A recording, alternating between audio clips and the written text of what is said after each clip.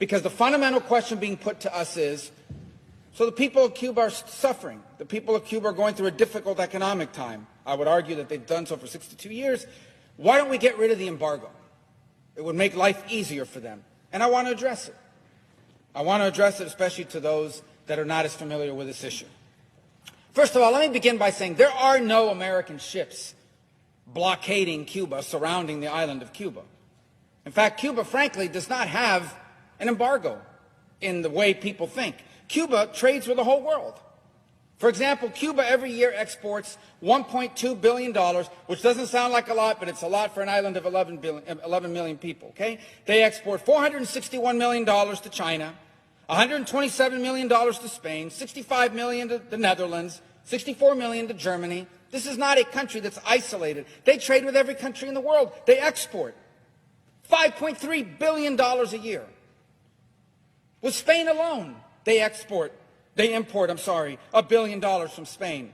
Another $790 million from China, $327 million from Italy, $285 million from Canada and from Russia. So they import over $5 billion, they export over $1.2 billion.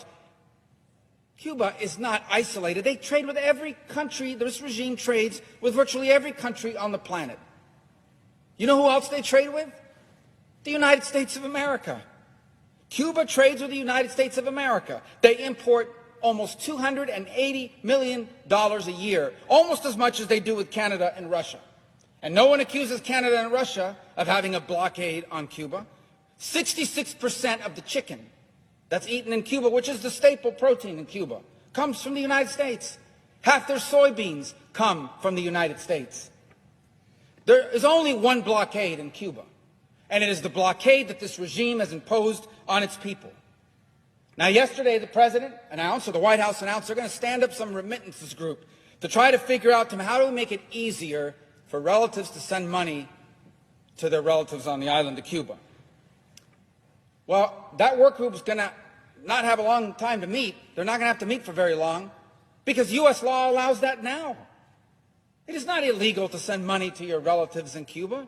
The only thing that's prohibited is you can't send the money through this bank that the Cuban military set up in Panama. That's the only thing that's prohibited. And to the extent money can't reach the people of Cuba is because they refuse to allow anyone other than that bank to do these remittances. And by the way, they've prohibited depositing dollars. Here's how it works for them. You send your relative $100, they take 10% of it, then they take the dollars, they don't let them deposit it, they pocket the dollars, and they give them this worthless Cuban currency. So they have the dollars, so they can buy things for themselves and on the global market.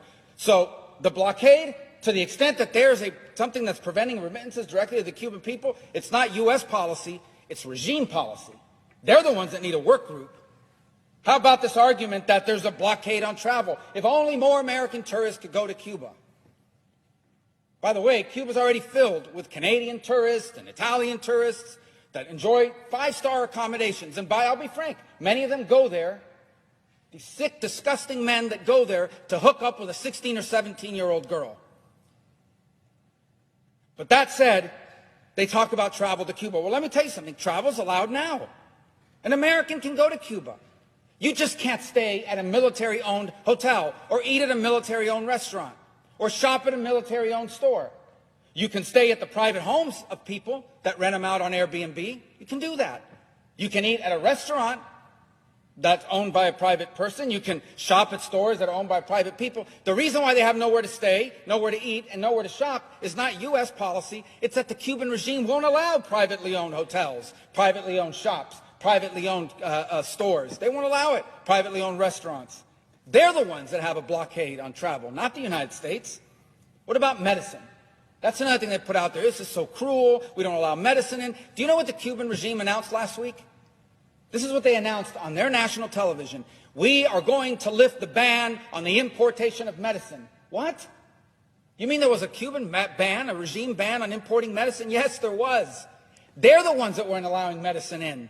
And to the amount they were allowing it in, they were putting a tariff on it. So there's no blockade on medicine. We sell the medicine. And you can donate medicine, unlimited amounts under U.S. law. If there's a blockade on medicine, it's the regime's blockade. The other one I hear is the internet. I support the internet. Why don't we allow, I had somebody say this to me yesterday, why don't we allow American companies to go and provide internet? Then they would have internet. It's the embargo. And these people don't know what they're talking about.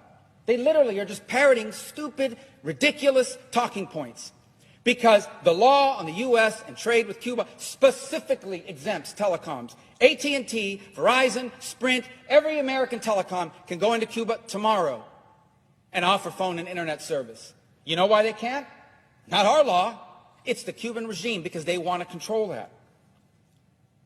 And you see a pattern here. Blockade on travel, blockade on private ownership of business, blockade on bringing in medicine, blockade on bringing in money. Why? Because the Cuban regime wants to control people. They don't want an individual Cuban to have a paycheck that they earn for themselves. They want what little you have to come from them, because if you don't do what they tell you, they can take it from you. That's what they want. They don't want you to have internet companies offered by AT&T and Sprint and Verizon and anybody else, because they want to be able to shut it off when you're saying things they don't like and things against them. Same with medicine. They use all of these things as a tool. It's hard to fathom because we live here, but they use all of it as a tool. You want medicine? Are you posting stuff on the internet? Are you saying things against the regime? Are you speaking out? Are you not participating in these acts of repudiation that we force people to do? Because if you don't, you're not going to get your medicine. And they certainly don't want the cash flowing around. They don't want independent ownership. They don't want the people of Cuba to have liberty. This is all about control. All about control. And by the way, in the law that codified the embargo, it has a clause that automatically triggers the end of the embargo. And you want to know what this tough standard is that's in the law? Free the political prisoners, free press, free and fair elections, multi-party elections. The regime does those three things, the embargo ends automatically. Automatically. There is no embargo on Cuba. There is an embargo on the Cuban regime, an embargo on the companies they own. Because what they wanted to do is they wanted to take the Obama opening, funnel all that money through their companies. People say their Spanish companies own hotels. They don't own the hotels in Cuba. The regime owns the hotels. These hotel chains that open in Cuba on the beaches, they don't even pay their employees. They pay the Cuban government. The Cuban government pays the employees. Control. So the bottom line is this. Anybody who stands up and says there's an embargo, there's a blockade by the United States and it's cruel and it's causing all these policies is one of two things. They don't know what they're talking about and they're just parroting some talking point, or they're liars. That's the only two options. This is not about an embargo.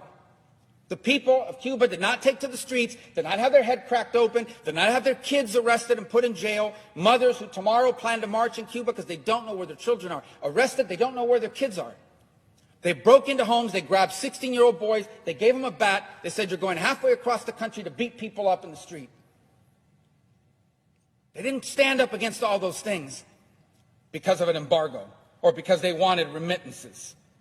They stood up because they wanted liberty. Libertad. That's what they wanted. That's what they're telling us. Why don't we listen to them? They told us what they want.